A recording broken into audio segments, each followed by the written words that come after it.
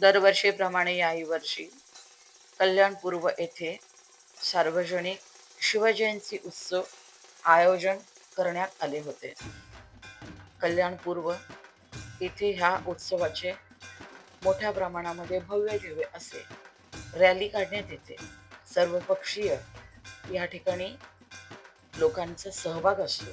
पण कल्याणपूर्व 4J प्रभाग सहाय्यक आयुक्त यांच्या एवढंही लक्षात आलेलं नाही आहे की मोठ्या प्रमाणामध्ये या ठिकाणी दरवर्षीप्रमाणे याही वर्षी श्री सार्वजनिक शिवजयंती उत्सवाचे आयोजन करण्यात आलेले आहे. तरी देखील त्यांनी या ठिकाणी अनधिकृत फेरीवाल्यांना कोणतीही समज देण्यात आलेली नाही आहे.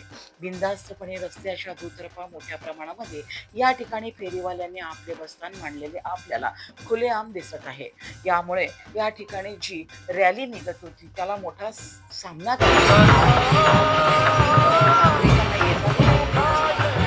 शिवाय गाड्या जायला यायला रस्ता नव्हता. या अनधिकृत फेरीवाल्यांमुळे शिवजयंती उत्सव ला त्या ठिकाणी निघायला खूप मोठी कसरत करावी लागली. कारण या ठिकाणी मोठ्या प्रमाणामध्ये वाहतूक कोंडी झाली.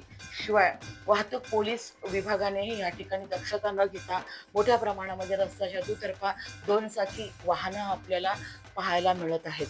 म्हणजे कल्याणपूर्व हा याला कोणीही वाली नसलेला प्रभाग आहे का असाही बोलायला हरकत नाही.